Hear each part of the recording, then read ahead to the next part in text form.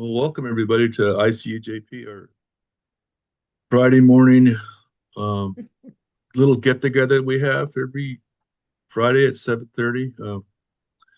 If you guys don't know who we are, Rick will put up something in the chat about what ICUJP is. It's a group that started in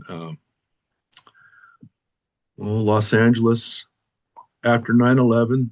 It was a group that was put together to try to have something different from fear and retribution towards what was going on in 9/11. And it started in what church did it start at, Rick? I totally forgot.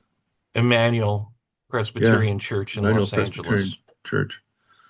And so we met in person for a long time until COVID hit, and then we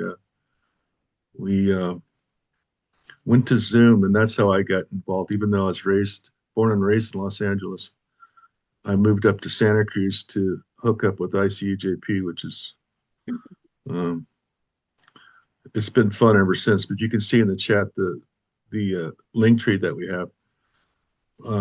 There's also a way, if for those who can, to donate.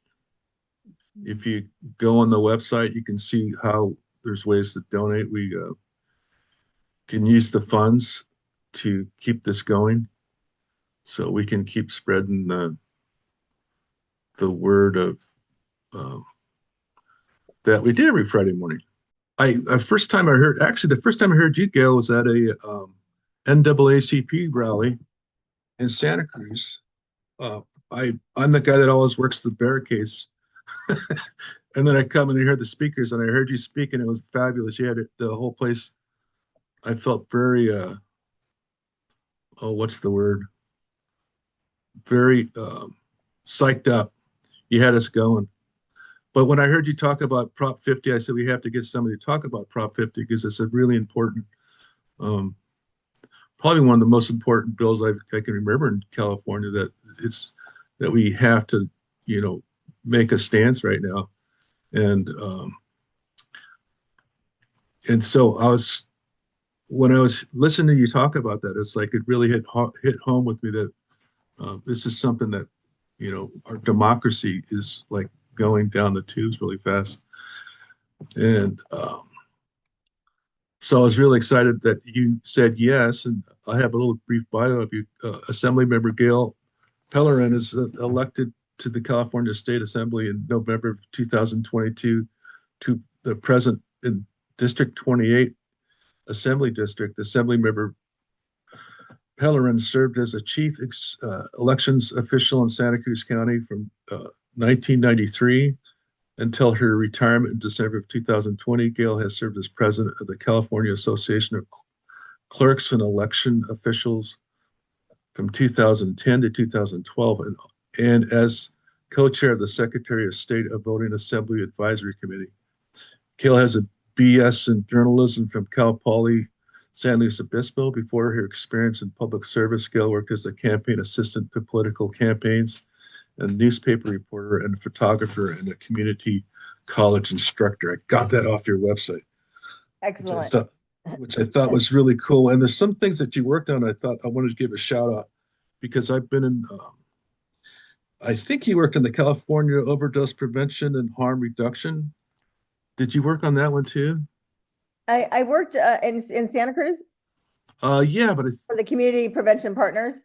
Yeah. I worked alongside them. I was actually on the cannabis initiative, but I worked closely with the folks that were doing the harm reduction as well. Yeah. Yeah, I've been in clean since 1985, so in Narcotics Anonymous, so it's something that's Good really for you. hit home with me. Yes. And you also worked on the bill to stop homeless dumping in Santa Cruz, which I thought, is that going to be revisited or something? It got held because there's a program that San Francisco does that we just have to make sure isn't, outlawed by this bill. So Okay. We just got some fine tuning to do. So we'll be picking that up in January. Okay. Yeah, I thought I'd give that a shout out too, because that's something that's really important too. But so Gail, why don't you just take over? Oh, I didn't introduce myself. I'm Don from Santa Cruz. I'm in the NAACP. I'm also founder of Men Overcoming Abusive Behavior, which is a support group for men who have anger and rage issues. And I'm also do voluntary work in the Middle East. I just came back in June, and I'm going to go out again to Jordan and Syria, hopefully. But Gail, go ahead. Wonderful. Wonderful. Thank you. Well, thank you all for having me. I'm sorry I've got a little cough and sneezing thing going on. So hopefully I can get all through this. And just want to give a shout out to Ms. Wilms, who's over in Sweden. I'm Swedish, so whenever I hear about another fellow Swede, I connect. And hello, how are you? And great to see you all getting up at this hour to listen and talk about Proposition 50. Yeah, we're in our final days before the election. And as Yanni had said, I believe that it's so important that we get out and vote in this election. Ballots are coming in pretty fast and furious, which is great to see. I think we're about 5.5 million ballots have been received so far. And if you still have your ballot, and this is information we want to put out to everybody we know, I would not mail it. I would not put it in a mailbox at this point. I would, unless you absolutely have to. I know that we've got some folks who are overseas, and that's unless you're faxing it back. But it's critically important, I think, in this election that it gets directly into the hands of the elections official.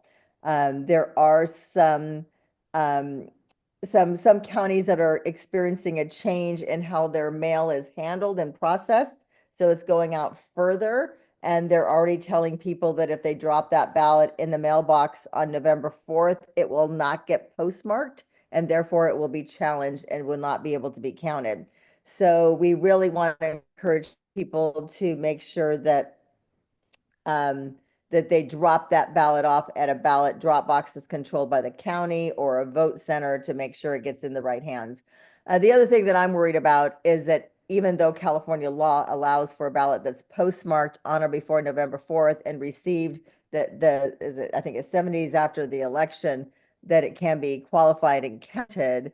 And I suspect that this administration will challenge that, and those ballots will be tied up in a court proceeding. So that's why I'm saying get it in the hands of the elections official on November 4th. So that's a really important message to be putting out there. So, how do we get here? Mid-decade redistricting is not something that you normally do. And for me, this is probably, I think, my 5th redistricting that I've ever been through. And it is the most transparent I have ever seen. And, what happened is that, of course, Donald Trump called his Texas comrades, and he basically said, you owe me 5 more GOP congressional seats. And rather than them pushing back or, going to voters, they said, sure. And they went off in their own room, and the Republican Party redrew the lines without any voter engagement and made it so. And so this is a direct response to Texas and that call from the governor to redraw and give him 5 more Republican congressional seats.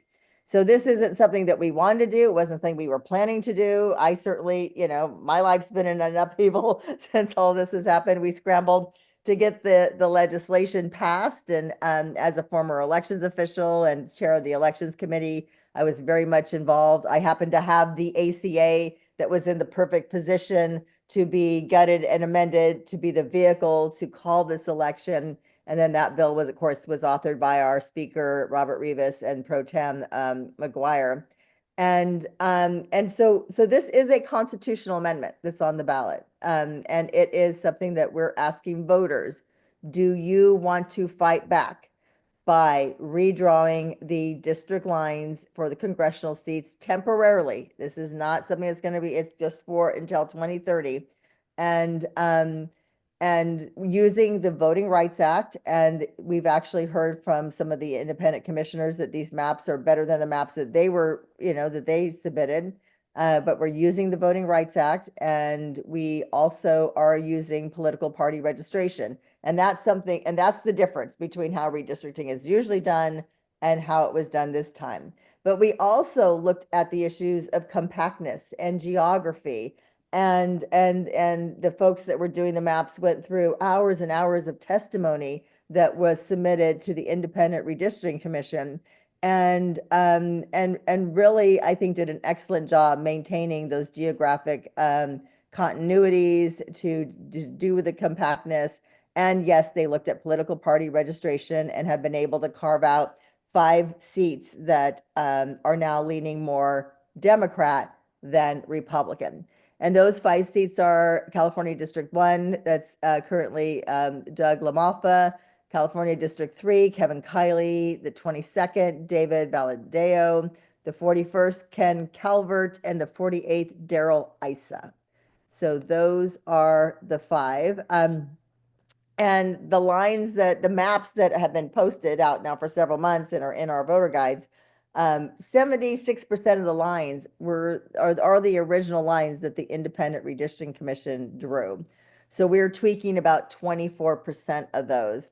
And in the Constitution, we reaffirm our commitment that we will be going back to that Independent Redistricting Commission in 2030, and that we also are advocating that all 50 states follow the same process and have an independent commission made up of citizens of that state to be responsible for the redistricting. So that is what we're doing. I think it's very transparent. I think it's very accessible to people. We've been putting out a lot of messaging on this, but this is really our response to what we're seeing, in our country. So we believe this will level the playing field for the 2026 midterm elections. And I've been working very closely with elections officials to make sure they can do all this work and do it successfully and accurately.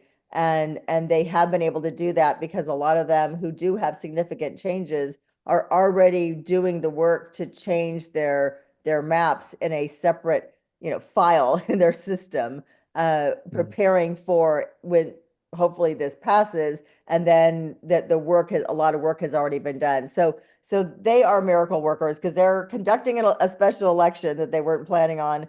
And it's not every county, but the counties that are impacted are busy putting together those new maps and files should Proposition 50 pass.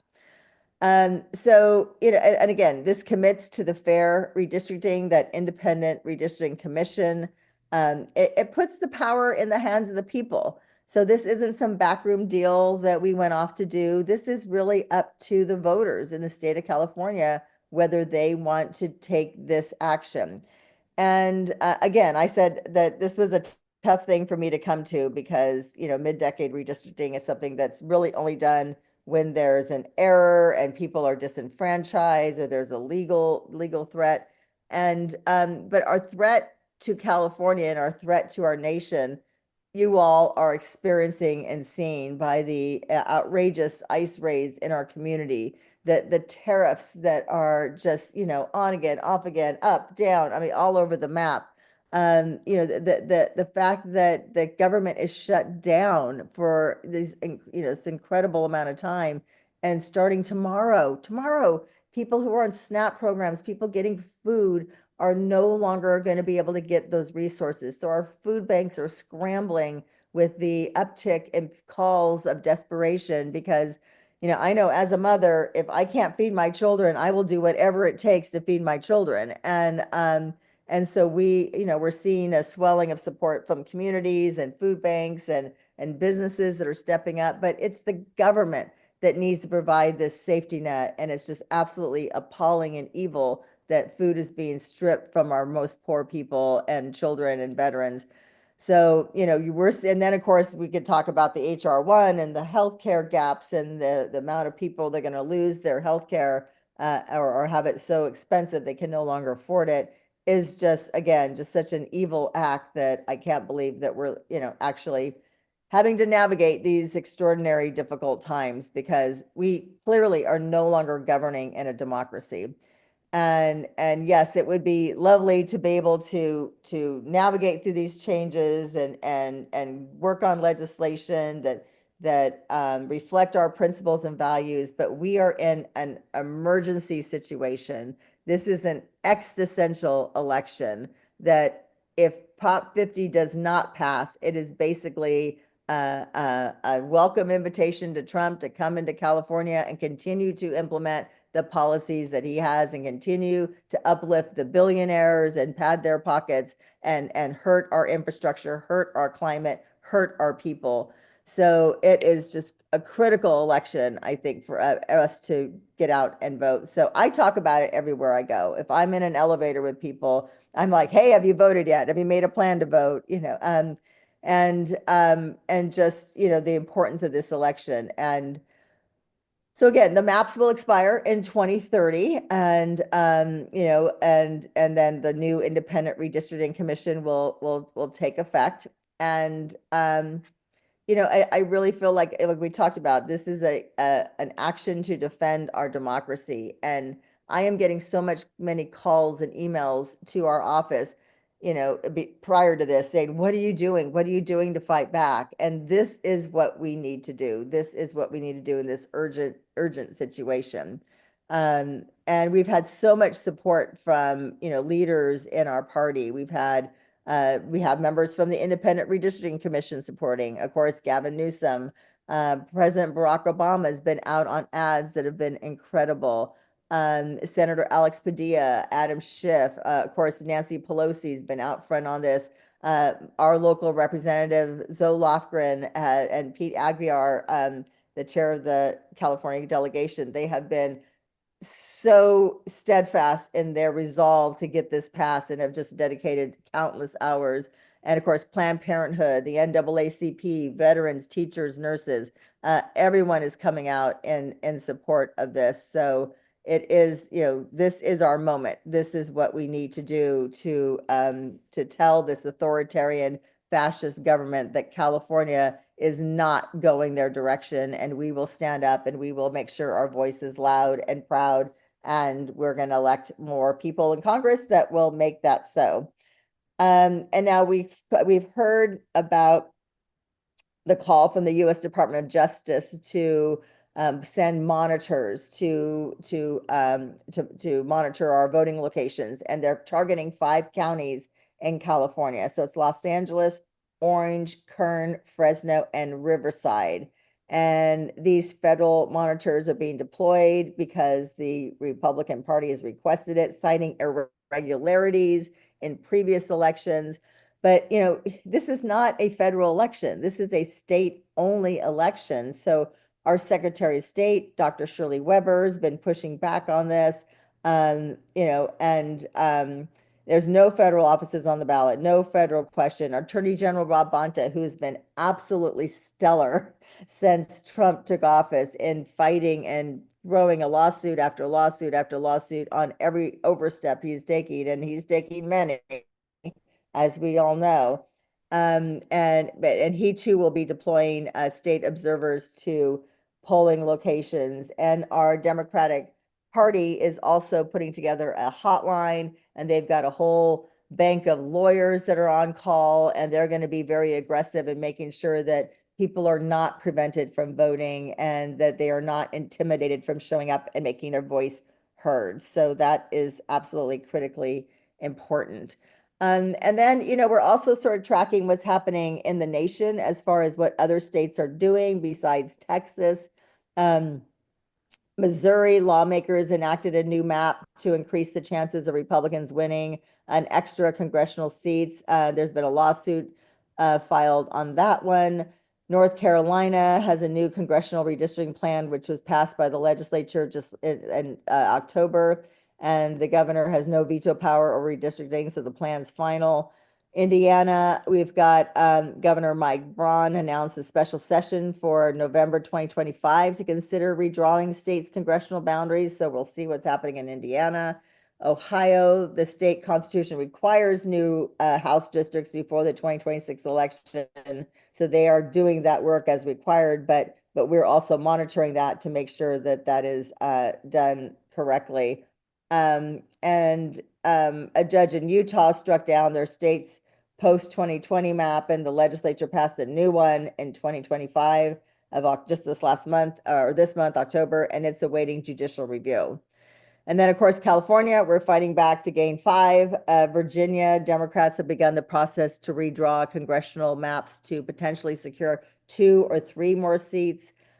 Illinois, the governor has indicated it may be possible to redraw districts to favor Democrats, though no detailed plans have been released. Maryland, Democrats have stated they will file redistricting legislation for the 2026 session, but I'm not sure how that's going to pan out.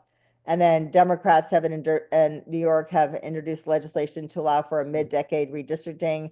However, because of their state constitutional amendment, new maps would not be in place until 2028.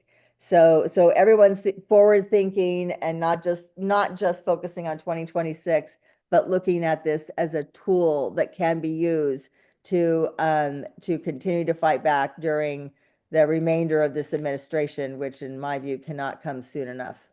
So, so that's kind of everything in a nutshell. I'm happy to answer any questions. I'm gonna get a drink of water. Yeah, if anybody has any questions, you can raise your hand and Yeah, I did, if all I right. can. So Gail, thank you. That was very informative, and it was good to get an idea of what's happening in other states. So just a couple really quick questions. With the legislation that's going through, um, does it look like, in your research with how other states are doing work on their congressional maps, does it look like as we get into 2026 that we are going to be able to have at least a running chance to be able to take over the House? And also, you probably heard some criticism of the bill. And we've heard some stuff from people that are supportive of what the party's been doing. And I know that there's some things like the bill is essentially um going by this procedure on congressional maps, I think till 2030, right? Right. Right. So if you can maybe talk about why it's so necessary at this point, and how the way that this administration is handling midterm and presidential elections is so different than any other administration, regardless of party, before. Well, yeah, I mean, this administration has been outrageous on so many levels. I mean, what they're trying to do to voting, what they're trying to do to our most vulnerable, what they're doing to immigrants, what they're doing with other countries. And I mean, they're just destroying everything.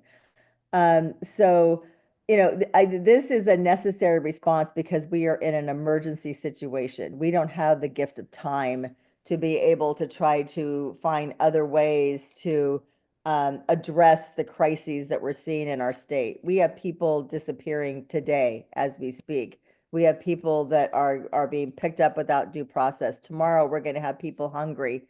Parents are just so scared and anxious about feeding their children. And so this is an urgent situation, and that's why we had to act quickly. And this was a tool, and this was in a direct response, because it's like, you're going to go carve out 5 in Texas, we're carving out 5 here in California. And I think if we did nothing, that our voters in California would be outraged that we're just sitting there trying to, figure out how to respond. So this is an affirmative action we can take without sitting back and just having to respond to the crises and the horrific incidents that we're seeing.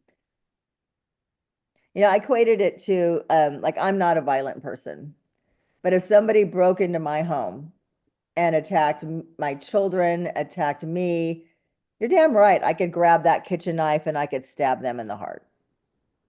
And that seems pretty extreme, but I feel that sense of, I am fighting for California. I am fighting to protect our children, our seniors, our veterans, our immigrants, our LGBTQ, our freedoms, our women's body autonomy. You know, there are so many things that he has torn apart, families he's torn apart, communities he's torn apart, science, education, you know, I mean, just our history, you know, I mean, it goes on and on. And we can't just fight the back in normal ways. So we have got to fight back in this extreme way. And it's, you know, I think this election, everybody knows about it. People, I mean, I was traveling in Europe and people knew about Prop 50, you know, so people know about this everywhere, and they're very much engaged. And yes, there's, you know, I have friends that are voting no on Prop 50, and they're just these purists that feel like you don't, you know, it's what our kids, you know, our parents used to teach us, that just because Johnny does that doesn't mean that you should do that, right? You know, that just because one person goes down you know, a road that we don't support, you don't join them. But yet these are, like I said, extraordinarily difficult times, and we've got to fight fire with fire. Yeah. And just as a quick follow-up question, because it looks like from polling, it looks like the bill's doing, or the proposition's doing very well. Do you have a sense of what the follow-up will be? Because we know in California, when somebody gets elected, that's not usually the end of the process. If someone can fight an election or fight a proposition, they will. Do you have an idea of what you all have set up as far as legal legal protections and maybe uh you know, getting ahead of the curve when it comes to this administration's fight for what they want to do? Yeah. No, I have great faith in our Attorney General Rob Bonta and our Governor Newsom on this. And they are, I'm sure, looking at every scenario and prepared to take on whatever comes our way. Yeah. Thank you. Thank you. Michael Novak. Yeah, so just to be clear, I already voted yes on Prop 50. Avon did too. We sent their ballots in. Thank you. I want to put out some alternative perspectives, however. I think that looking at this through a partisan lens is not the best way to look at it. Uh, Part of what's going on in Texas and North Carolina, Louisiana, the attack on the Voting Rights Act has to do with disenfranchisement of black and brown people in the South. And 100%. you know, you can't just substitute 5 Democrats in California for 5 Democrats in Texas. That, you know, you need to be open about the fact this is about white supremacy and you know, racism. A. B. California is no paragon of democracy in our electoral system. The top two open primary that was put in effect disenfranchises people with any other perspective than the two major capitalist parties in the general election. Any third party is no longer on the ballot in most cases, and it's often races between two Democrats or two Republicans. You know, I just think there's a lot of things going on that need to be looked at. And frankly, I don't, it's great that Rob Bonta is suing, but I don't think the Democratic Party nationally or locally has done what needs to be done. Fight fascism, vote for Prop 50. No, there are a lot of ways to, I mean, as I say, I voted for it, but you know, frankly, I think that there's a lot more that needs to be done to fight fascism in this country.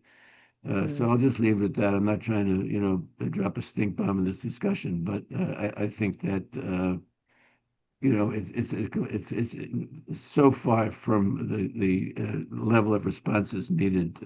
It's No, I appreciate that. Thank you. Thank you. Terry, I see your hand up. Yeah, hi. I have 3 questions. One, is anybody running against Aladeo, the Republican who voted against protecting his constituents, 35% of his constituents get food stamps and Medi-Cal, and he voted for HR1, which stripped them of both of those. Is anybody running against him? I know he was one of the 5 districts you mentioned will be redistricted and possibly voted out next time. But is anybody running against him? Either way, you know, we need somebody to run against him, and I would definitely volunteer for that opponent's campaign. Another question is, I think I saw on your website there are yard signs. Are there others that are maybe bigger? I'd like to do a rally. In my neighborhood, I see the No on 50 signs, like I did for, there was a water bill, you know, protect our water, and there was a lot of no on those signs. And in my area, I think with no yes signs at all, I think it would be helpful if we at least had an overpass rally with a few, and they should be visible from the overpass. And then the third question, what was my third question? I typed it in the chat. Trying to think what it was. It was, can you share this Oh, video? yes, will it be available by video? Thank you. That's it. Thanks. So as far as the yard signs go, I would contact your local county Democratic Central Committee. So I know in Santa Cruz, they have a bunch of signs. I don't have the signs, but they do. And, you know, I'm sure that other county central committees do as well. And then the other question you had about running against Aladeo. He's in the Central Valley. Yeah, I do believe there's a couple Democrats running. I haven't, I know my campaign team has been tracking who's running for what. And of course, you know, the deadline to file is you know, the filing period hasn't begun yet. So it's just really what we're hearing out in the community and what they're filing their statements of intent to run and what activities out there. But I know my team's been tracking all the races. Now I'm not only just congressional, but state assembly and state senate. So it's a pretty comprehensive list. And then And I think you had the question about, oh, will this be on video? Yeah, Terry, we do have a YouTube channel. The link tree that I put up earlier, I don't know if you saw that, but there's a link tree that goes directly to our YouTube channel that all of our forms get up on there. So yeah, it'll be a couple of days. I'll have to edit out all my stuttering and stuff, so that's why the process is long. But you should see it. Well, I'll work on it this weekend so people have something to take a look at before they vote. Yeah, I was hoping that would get out before the vote. Pamela.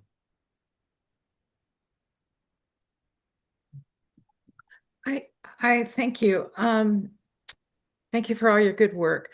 I'm highly alarmed, as I'm sure many are, that they're pretty much dismantling the Voting Rights Act. And these stunts that the mob boss pulls by calling states and saying, I just need these votes, or to me, I'm really unclear at this point in history how our elections are basically, I don't know the proper term, but state by state, the elections, we're supposed to have our own dominion over the state elections, but the shenanigans that we've seen, I don't even know if they ever even were able to convict Trump. He's such a slime ball of the state that he said, I just need 11,000 votes. I mean, to me, what the hell am I supposed to understand as an American citizen about the status of the integrity of our elections in this country now? Because if they're rapidly going after Black and brown people in terms of disenfranchising them and turning all these, gerrymandering themselves in knots so they can have white I'm not going to call them Republican, white fascist majorities. What the hell should we do at this point in history? If things flip and we start having power, can we create a new Voting Rights Act? And would the Supreme Court even, I don't know, the Supreme Court is just handing over all this power to him. Thank you. Yeah, no, I feel your anxiety about all this. I feel your concerns. I think the most chilling thing I remember hearing is before he got elected, when he said to people that if you vote for me in November, you will never have to vote again. Yeah. And you know, you got to take this person for his word. I mean, he really thinks he's going to try to, abolish elections, create so much chaos where we're going to have martial law in our cities, in our states, and that they're going to have to stop, not conduct elections because they're not safe and secure and accurate and all those other things. So I think they're really trying to build a case. So we will not be voting again, and that we will just have a dictator, authoritarian fascist for as long as he lives. So these are really chilling, horrific times. And I do feel like we have a great army of warriors who are legal experts who really are so passionate about the Voting Rights Act. And I, for one, just have really been just appalled at some of the things I've been seeing in other states to disenfranchise our Black and brown voters, to proposals that hurt our seniors. When you're going to require people to show a voter ID without any other option. A lot of people, those are our minorities. It's our seniors. It's sometimes our veterans who don't have that documentation. And then you close DMV offices near in brown poor communities, so they've got to travel and take time off work to go and get this ID. And we got to make sure that voting is accessible to everyone, and we can't just keep putting up barriers and changing the rules. Yeah, there's a lot to be concerned about. Yeah, and one of the things that has me concerned is HR1 with all the, I'm on the grand jury this year, and that just keeps coming up in every interview I'm doing with people in different facets of the investigation. The HR1 keeps coming up. It's almost like we're on a tidal wave and we're just waiting to hit the, crash into the sand. No one really knows what's going to happen with that. Can you speak a little bit about HR1 or? Well, just I've heard other people speak, especially in Santa Clara County, about the impacts on the public health care system, on people's access to health care. And then, of course, in the legislature, we've had a lot of conversations around, what can we do to fill those gaps that we're anticipating from the cuts that we're going to see through HR1. And bear in mind that California is a donor state, meaning that we produce close to $83.1 billion more that we send to Washington that we do not get back. And that money goes to other states like Wyoming, states like Oklahoma, states like Utah, to help them, provide these, services to people in their state. So it is extremely frustrating for the attacks that continue on California when we are the state that lifts up the other states in this nation. And so it is. So HR1, I think, is going to really have far-reaching impact. I mean, we've got that. And of course, they wrote the bill, so a lot of the provisions don't go into effect until after the 2028 election. So not everyone's going to feel all these impacts, but we're already seeing the impacts of the tariffs. We're seeing the impacts of the government shutdown. we're anticipating that, I mean, the Planned Parenthood, the way that they've just stripped them of all funding, and they had to close 5 clinics in California, and all their clinics have eliminated prenatal care, primary care, and behavioral health care. We have a mental health crisis, not only in this state, but in our nation. And he's cutting the funding to the 988 number and helping out our most vulnerable LGBTQ youth and people. And it's really appalling how, like, I just can't think of another word, but just how evil and targeted they are on really trying to, put the blame on our most vulnerable people that are just trying to survive. I mean, Yeah. denying somebody bleeding out in a hospital, or a child from getting food, a veteran from getting services, someone in a mental health crisis from getting help. I mean, this is not how humans treat humans. Mhm. No. Carol Francis, I see your hand up. Yeah. Yeah, we're talking about democracy and losing democracy. We will never have democracy as long as there's money, private money allowed in election campaigns. We see Yeah. those people who would normally in Congress vote against the genocide happening in Palestine, but they're not going to vote to stop it, to stop the arms, because they're afraid of the money being poured into their re-election campaign for their rivals. In Cuba, they have, 80, sometimes it's been up to 90% turnout for elections because they don't allow any private money into campaigns. Just got to get money out of campaigns. Yep. Yeah, Thank we've you. got some efforts on that front. Thank you. Any more questions or thoughts? I would be remiss if I didn't bring this up because this was part of a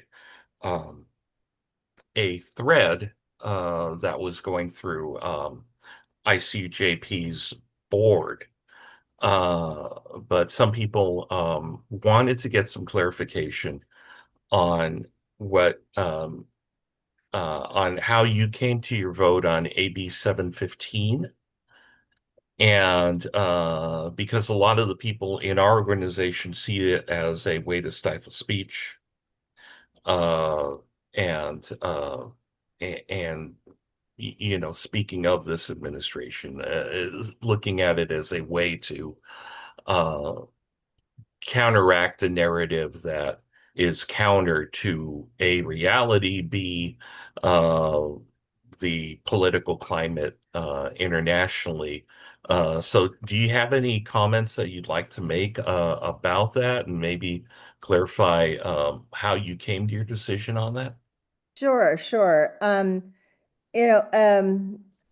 of all, I think that the bill is getting misinterpreted, and that is, certainly not our intent. But what the goal is to protect students from being bullied, from being called out, from being harassed based on their, and this is not only for Jewish students, but it's creating coordinators that will deal with anti-Semitism, that will deal with racism, that will deal with attacks on LGBTQ youth, that will deal with Islamophobia, to make sure that schools, or K through 12 schools, are safe places for kids to learn. So this is not banning books. This is not taking away people's free speech. We want that to occur. But what we don't want to occur is the harassment that we're seeing targeting our kids, that make them feel like they cannot be safe in our schools. I would say that that's a very noble thing to process, but I'll also say that some of the discussion was specifically about the wording in the bill, where this is it's a narrower focus than what you brought up, Mhm. right? And it's a narrower focus as far as the authors of the bill.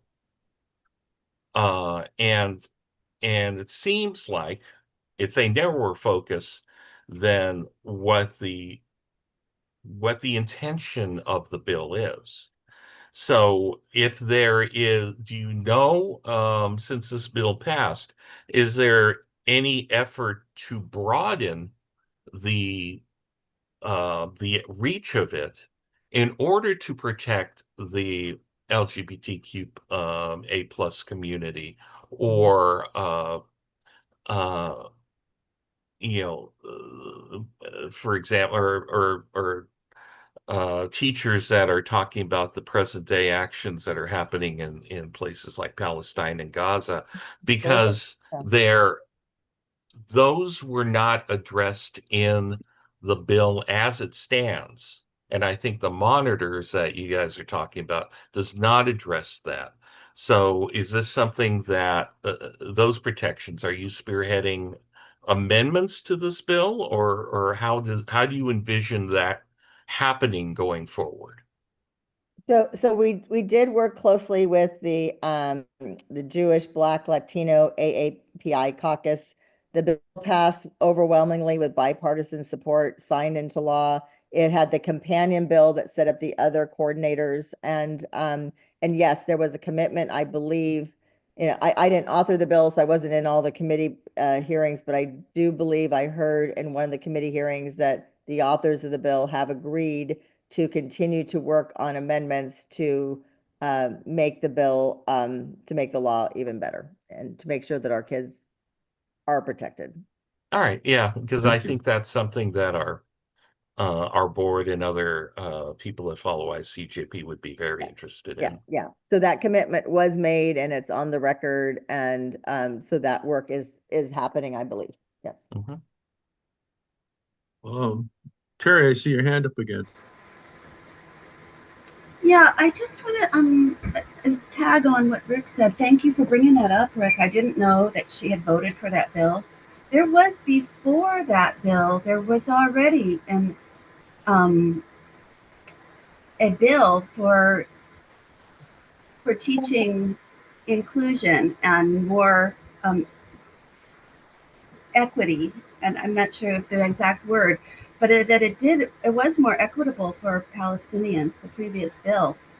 And so thank you, Rick, for bringing it up. And I don't know if she can address why they decided to supersede that bill that was more inclusive with this bill that was mostly specifically targeted toward people who mention Palestine.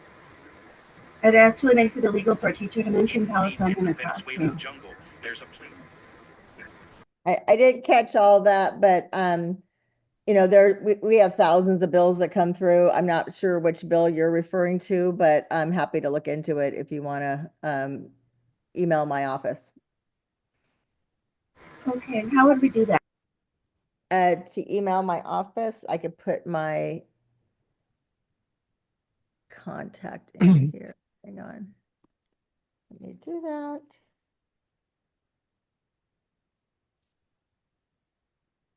If you don't have time, I can put a link for the assembly person's office in. So you'll see that before we take off today. Okay, I think that's my email there. Oh, there you go. Well, cool. I think we have Anthony. Yeah, I don't want to cut off any discussion about SB 175. But I do have another topic I wanted to raise. Gail, I'm really impressed that you understand that our democracy is under assault in an unprecedented way. And this is not just Trump, but it's a systematic assault that's been planned for a long, long time. And we know that through the Project 2025, that this is part of a movement basically to change the system under which we're governed, so that progressive legislation, progressive policies can't ever be enacted again. That's the goal of Project 2025 and the MAGA movement. And they're getting very close to achieving their goal. That's my perspective. Now, my question is there a progressive equivalent to Project 25 in the making? And I bring this up because I think that so much of what we're doing is reactive. Just we're being assaulted on all fronts by the MAGA movement, and we are reacting to all these assaults. But what is our comprehensive vision? What is our plan? So I'm going to share with you that I actually have put together my own little Project 2029 plan of about 14 different things that I think a progressive president ought to do if there's a trifecta like the Trump has. But I'm just curious if you know of any kind of progressive think tank that is working on a plan and a strategy for not just undoing the damage that's been done, but restoring our system so that it won't fall prey to what's happened to us during this last election. Yes, I believe that there are a lot of significant efforts occurring. Both, I think our governor and our attorney general are two of the leaders in the nation that other attorney generals and other governors look to. And our congressional delegation with Zoe Lofgren and Pete Aguiar and the other Democratic congressional members are really a force. And so, yes, I do believe that there's a lot of work being done, a lot of research being done, a lot of planning and strategizing being done. And, we're going to be having our caucus planning calls in the next, months ahead here, and the direction that we're going to take in the 2026. And it has been a pretty horrific year, though. We've been up against a lot of challenges, not just from this administration, but from extreme weather events and from insurance rates going up and transportation systems, on fiscal cliffs. And so, we're working as hard as we possibly can, but there's also these other, of course, indivisibles and groups like yours that are really coordinating and raising awareness and getting people involved and educated are so critically important, in this fight for our future. Yeah, it's like, where do you get hope? It's like, where do you get it? I was, I do this anger management group, and there's a kid came in auditing the class because he's doing some doctrine work on being a counselor or something. He's Latino, and he was telling me the group how fearful they are. Him and his friends who are Latino, born and raised. He was born and raised sixth generation from Chicago, I guess, and he came out here. And how they make sure they have their papers with them. And there's a kid that, his family's been in America for a long, long time, but they're dealing with fear that, I'm brown, but I don't think they're going to pull me aside, but it's like, it's that fear that, how do you get over that fear? And what, I wonder if you could talk about that, where's the hope, and if you had any closing comments too.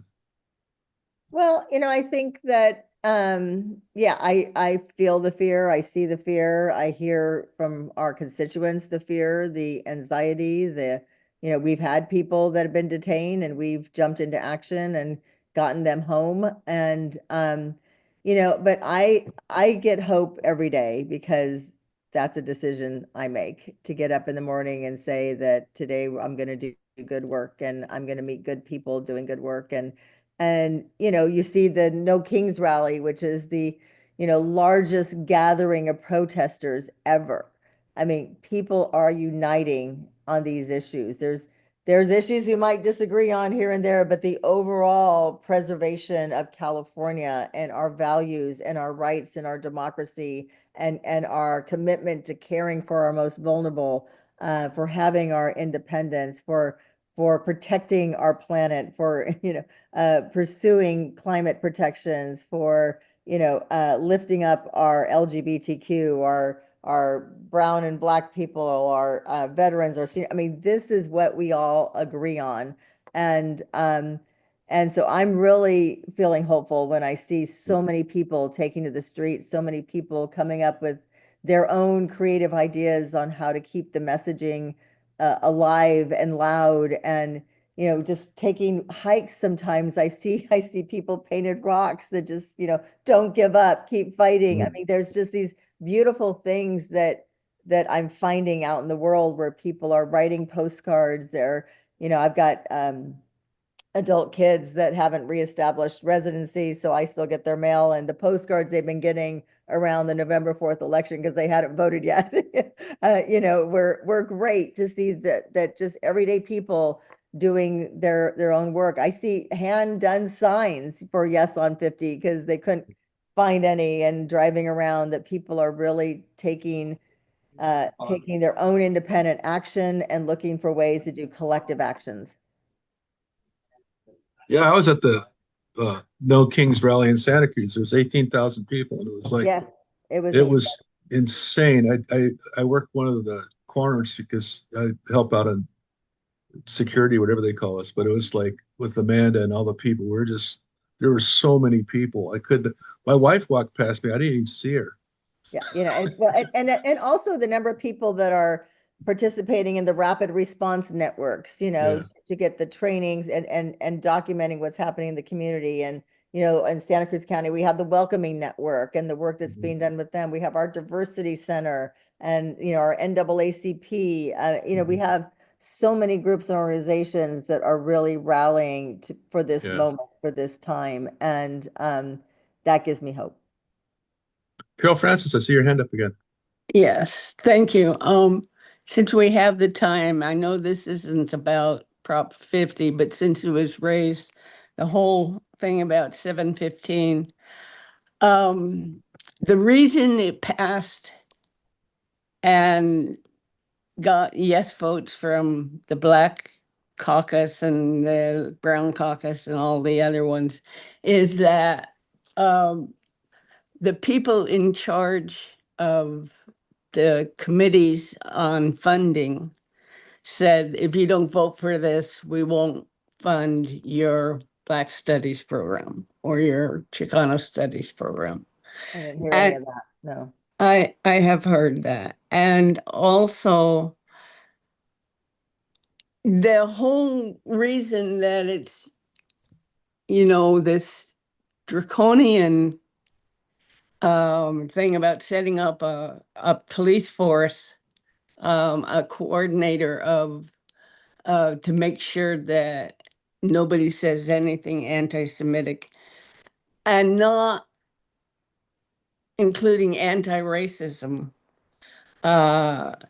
Not just like the only people being oppressed right now are the Jewish students. And the reason is that we're given is that anti-Semitism is on the rise, except that studies have shown that the listing of cases of anti-Semitism include a lot of, these people had a rally against Israel and what it's doing in Palestine. And all of a sudden, we have this 715. It's, if you try to amend this and to make it just, and I'm a retired teacher, what you need to do is have in it wording, anti-Zionism is not anti-Semitism. Because otherwise, what's going to happen is some teacher is going to ask for current events or whatever, she or the students will say Israel is committing genocide, and that teacher's going to be in trouble for being anti-Semitic.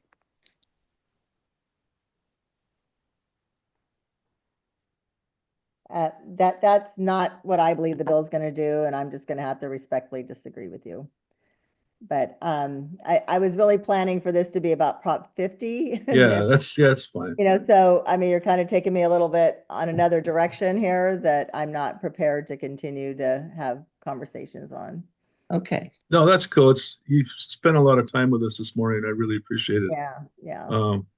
I think it's all about trying to come together and, Absolutely. And, I care about all kids, whether you're Palestine, yeah, whether you're Jewish, whether you're Black, whether you're brown. I mean, my professional record has shown, where my heart and values are, and the atrocities we're seeing in the world are just absolutely horrific.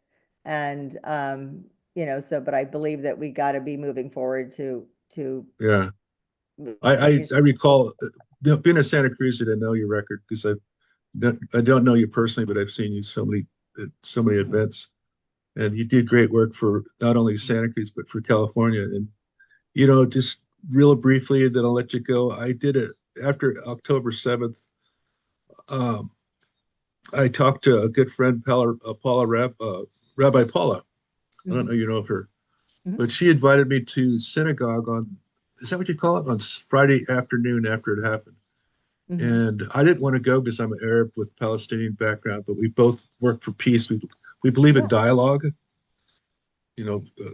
Dialogue is really important to both of us. I didn't want to go, but I went because I wanted to show that no matter what, dialogue's going to work, and coming together with different opinions is going to work. And we sat in that service with Karen Babbitt, which is a good friend of mine, and we talked about fear and the hurt that was going on in our world. But we decided to come together, not keep us apart. So we came together through fear. I didn't want to go because I have Arab tattoos, so I wear a long T-shirt, but it was wonderful. It's one of the greatest experiences of my life. Yeah. To sit with people who had family that went through the Holocaust and the fear that these Jewish people were experiencing after October 7th is real, and we really need to address that. We only can do that by coming together and dialoguing. All right. So, you know what? If you're open to it, I can just read a little bit from it, and then you can. I'd like your feedback. Sure, because I do think I'll tell you the genesis of it. It's just I'm so aware that we need a plan. I wrote an article for a Friends publication, a Quaker publication, and it was about No King's Day. And I'm really excited that we're having these huge demonstrations with 7 million people. But that's to motivate people to take action. So what is the action? What is the plan? What is the strategy? And what we've seen in our country has been radical revision or of the rules, the norms by which the game of democracy has been played, to the extent that we are on the verge of an autocracy or of authoritarianism. So what I believe we need is a very radical and bold plan in the event that we could have a trifecta of a progressive president in the White House and a majority in the House and the Senate. So let me see. I'll just call up this plan that I put together, which is just an idea for getting the conversation started. I'd love to see a serious think tank put together a plan, but I think it has to come from the grassroots. I don't think the elites are really going to be the ones who are going to start a new way of thinking. But anyway, let me share what I came up with. Thank you for asking me, because I think I'd love to have this conversation more broadly. So let's see. So the first thing that I think needs to happen if we had a trifecta is to pack the Supreme Court. we have a Supreme Court that will basically prevent any progressive legislation for the next 20 years. And under the Constitution, the president has the authority to appoint Supreme Court justices beyond the 9 who currently serve. FDR tried to do that in the 30s, and he didn't actually have to do it. Just the threat of it caused a very conservative Supreme Court to change its, clean up its act and be less rejecting of the New Deal. So I would recommend packing the Supreme Court with 5 new members, all of them under 40, and encourage justices under 70 to retire so they can be replaced by younger justices. Without this change, the Trump Supreme Court will block any meaningful change in our system for decades to come. In order to do that, we have to suspend the filibuster so that the justices can be approved. My third recommendation is that we grant citizenship to all undocumented residents. And we start with an executive order, then we get a bill passed in the Congress. We don't have a filibuster, so we could do it.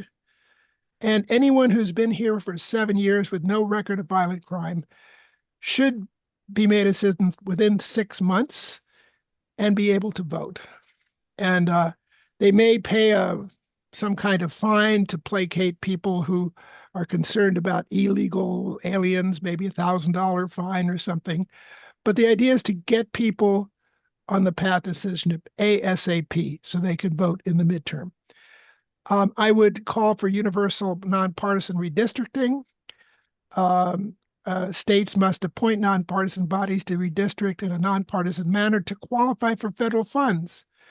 We've learned that the president has the authority to withhold federal funds for all kinds of reasons.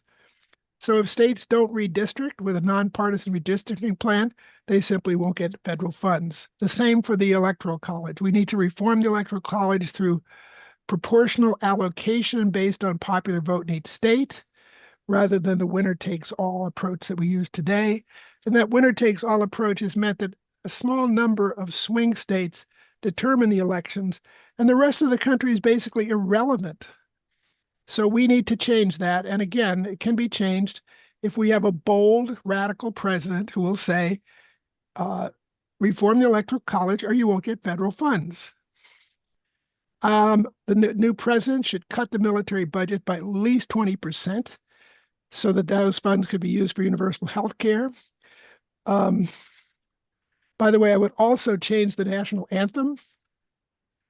I don't like our current anthem. I'd love to see America the Beautiful. At the latest No King's Day rally, Rick Cole, one of our council members, had us all sing America the Beautiful. I think that would be a much more appropriate national anthem. And again, a radical president could do that kind of thing. I would fully fund the IRS to catch tax thieves, cheats. The IRS estimates that it lost $600 billion in revenue in 2021 due to income tax evasion. $600 billion in revenue. We could probably capture at least half of that if we had a fully staffed IRS. I would, of course, increase taxes on the rich. I'd restore the child tax credit. I'd raise the threshold for Social Security payroll tax to $500,000 so that that program will be solvent for the next 50 years. I'd rehire federal workers. And I would encourage Washington, D.C. and Puerto Rico to become states. I think with Washington, D.C., it's a no-brainer. I think Puerto Rico has to make up its own mind. But having 4 additional Senate seats in Congress would certainly go a long way to balancing our Senate.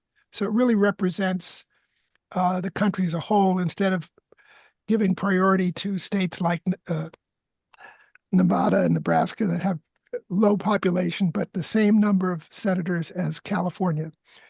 And finally, I'd cut subsidies to oil and gas and use them to subsidize green energy. Well, that's my plan, friends. And you can see it on my site. But I think you get the idea. We need to have bold measures like this to undo the bold measures that the MAGA movement has undertaken and really transformed our democracy, or what we had of democracy, into something that's much closer to authoritarianism. So I just love your feedback. Thank you for giving me time to share it, Rick. Now, Don, do you mind if I ask a couple questions? No, go ahead. Okay. No, I think it's really well thought out. It's really practical, right? Because all of these things are either things that people have already talked about that have a history of being discussed in, or in legislation, right? So one thing that came to me was that a friend of mine mentioned, and this is somebody that I worked with this streaming service that lives in France, lives in Paris, and they said that why is it that Americans protest every few months or so, and you all just don't do a work stoppage like in Paris, where for 3 or 4 days, nothing goes, and the government has to listen. And I really think that in order for a lot of your um, a lot of your propositions or proposals to be able to be enacted, it's gonna take a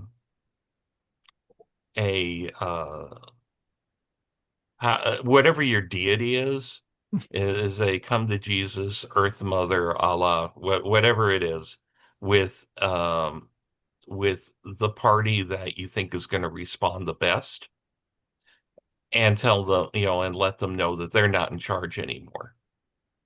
Because, if they're not able to fly anywhere, that changes their priorities. If they're not able to get anything done, if the populace is not working, and not, or as people have talked about on our programs before, either not paying their taxes or paying less, whichever one you think is going to be um, more impactful on the IRS. That can be stuff that people do. I don't know how you feel about that, and maybe there is a way to take a look at that being one of the prime movers um to get politicians off their butts. Yeah. Well, you're talking now about strategy. So there's two Yeah. things, right? There's the plan, which the MAGA movement has had for quite some time and sort of consolidated in Project 2025. And then how do you get there? And the strategy that the MAGA movement used was to have a charismatic leader and all of these rallies to basically brainwash people Yeah. into a new kind of reality. That's the idea that all truth emanates from the leader, and you can't trust any authorities, any kind of experts, anybody else but the leader. So that was a shift in thinking that was very calculated in the way it was orchestrated. And that's why I hope we can bring Catherine Stewart to speak. She has a new book that I highly recommend, God, Lies, and Money. I also learned that there's a movie, a documentary that she made called God and Country. You can watch it on Amazon. An excellent documentary on the Christian nationalism and how it's rose to political power. It was made in 2024. It's still very, very relevant. But I think it shows that that's all have to do with strategy. That has to do with transforming the political culture so that, in this case, a anti-democratic regime could be installed. So part of what you're saying is, how do we create a pro-democratic culture that's going to have the similar kind of power to change the system? Yeah. Okay. Yeah, that makes sense. And we'll work maybe sidebar on getting Catherine to see if she can speak.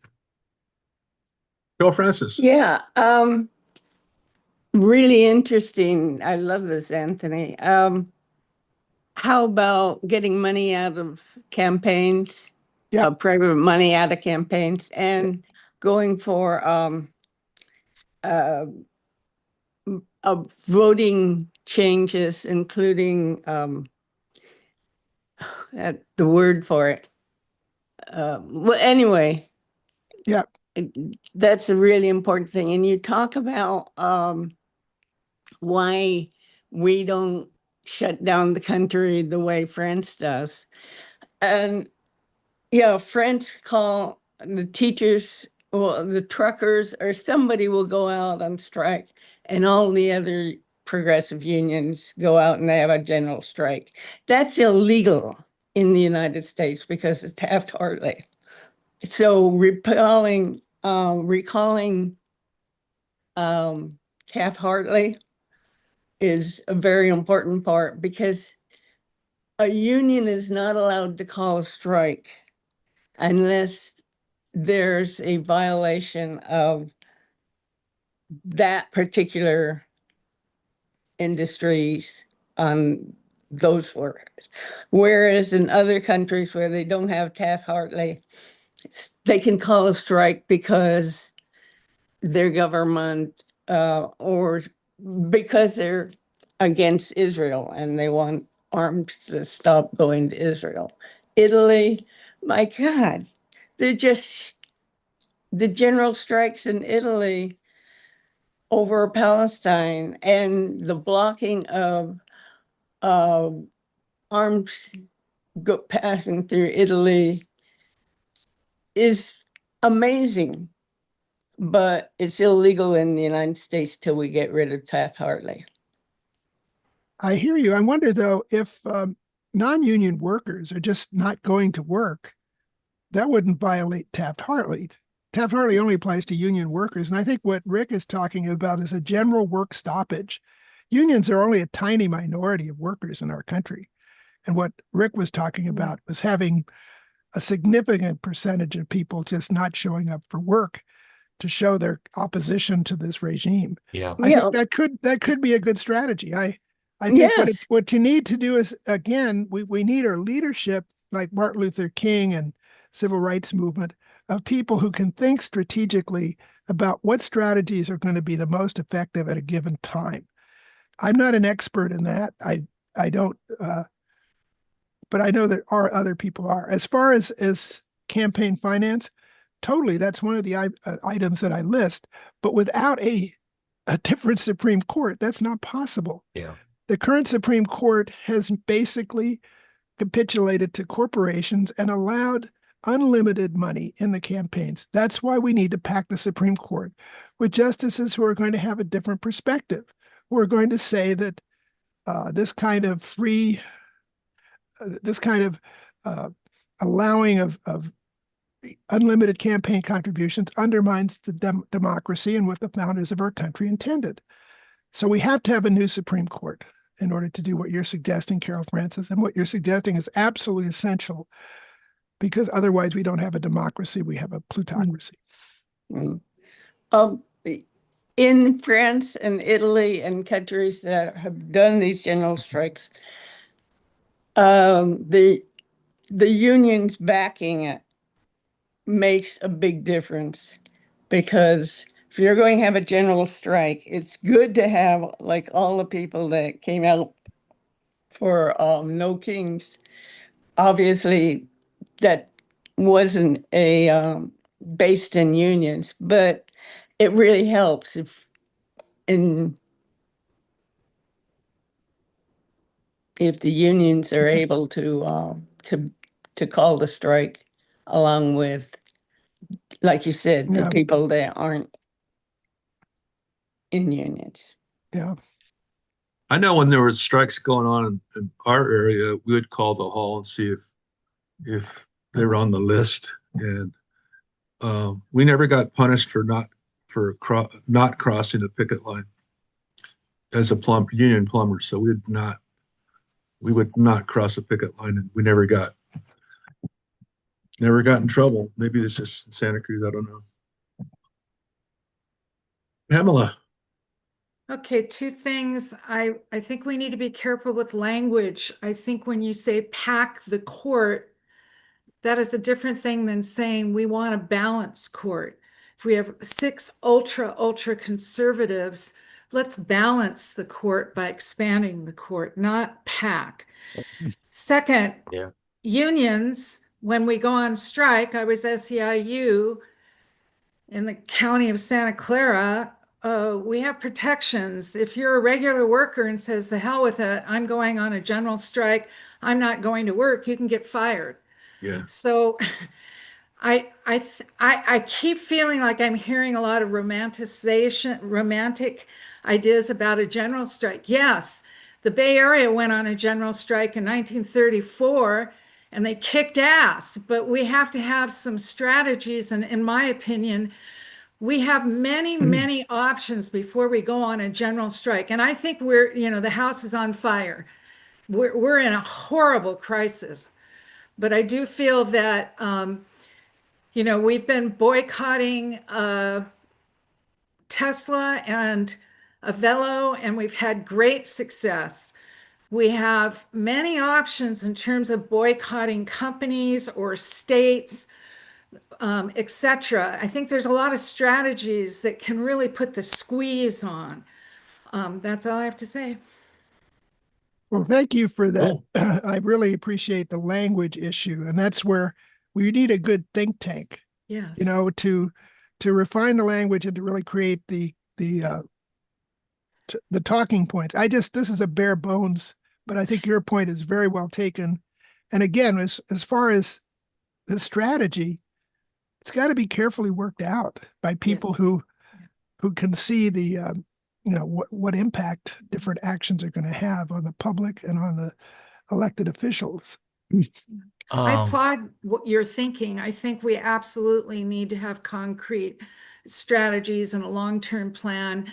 As the former Republican Party, they've had a plan since Reagan, and we need to do the same, and we need to come together under an umbrella and not to be fighting.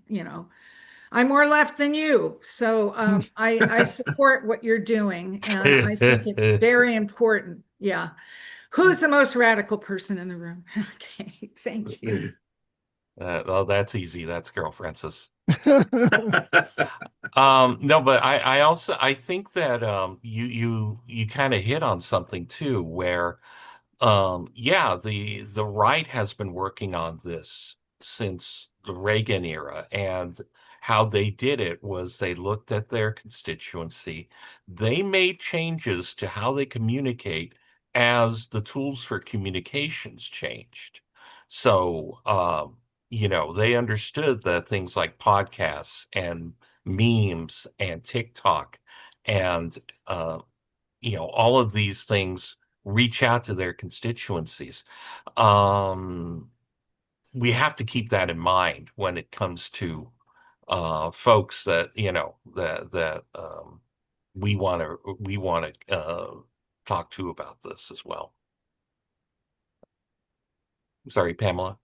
Oh, I don't want to hog the conversation if someone else wants to speak. But the strategy with Reagan was to consolidate opposition to abortion. I worked in reproductive rights for 25, clinics and an activist. They consolidated the issue of abortion with the evangelical Christians. And now we have this extreme evolution of that with white nationalism and pairing, being a good Christian with being a white nationalist and hating immigrants. So they had a strategy way back to say, how can we get a lot of people behind us? What issue would be great? Oh, well, don't murder babies is basically what they wanted to say. Yeah. Yeah, there's an analysis by Catherine Stewart that the Christian right was actually not that opposed to abortion back in the day. That initially it was a Catholic issue. A lot of the conservative evangelical Christians either were neutral or supported it. And then the big issue for them was funding private religious schools, which was a reaction to the desegregating of schools. But that wasn't a popular issue to go national and say, we want to have funding of private Christian schools. That would never get much traction. So the idea of making abortion the big issue was a brilliant one from a strategic point of view. Once Trump was elected, he appointed DeVos head of the education department, and she was very anti-public education and in favor of Christian schools, same as the Supreme Court. So they got what they wanted by not focusing on that issue, but focusing on abortion. And so brilliant strategizing. We need to use that kind of strategizing to benefit the progressive movement. Thank you.